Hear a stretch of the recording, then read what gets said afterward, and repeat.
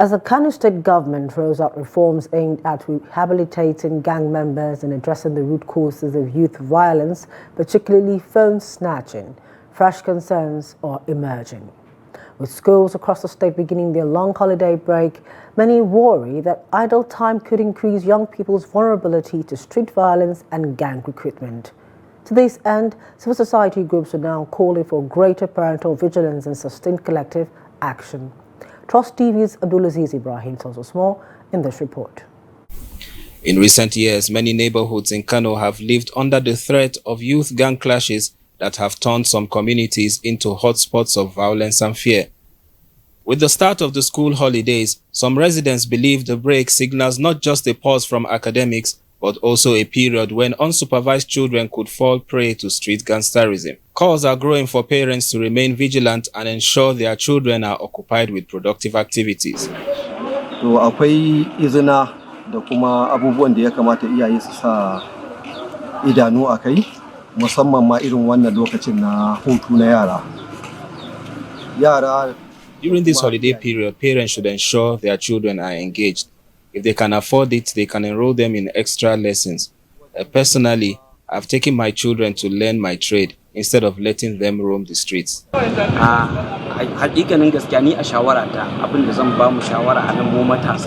In our youth forums, we encourage others to take this holiday period as an opportunity to learn a trade. You know, youth violence is a serious problem and it requires the cooperation of everyone in society.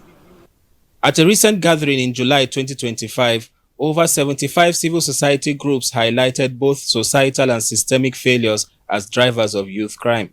These include broken homes, poor parental supervision, unemployment, drug abuse, and a decline in religious and cultural values. Also mentioned were weak community security structures and a lack of youth-focused rehabilitation programs. In response, the Kano State Government says it is adopting a new approach under the Operation Safe Corridor initiative, focusing on rehabilitation and peace building. At the heart of this initiative is an amnesty program aimed at reforming gang members and offering them vocational training and reintegration support. We've been able now to identify some critical gangs in the state, or different communities of gangs in the state that actually involved in perpetrating some of these kind of, or some of the crimes. And we've been able at the same time also to identify the leaders. At the same time also we've been able to identify some influential within each of the community of a gang.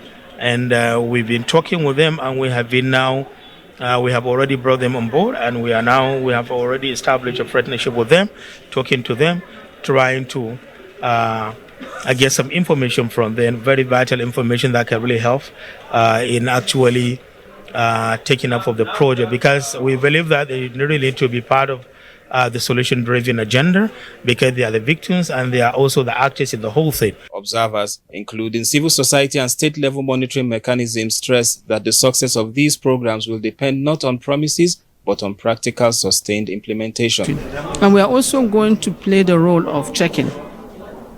If the government says they're going to do, has it been done? If it has been done, is it okay? How can we get feedback so that when we want to do our scorecard, we now rate the government as funds have been released, funds have been used, and outcomes are evident. I mean, I can be rest assured rather that this kind of engagement on issues that are that are of concern to Kano, especially issues of phone snatching that has led to several loss of lives, injuries, and all that.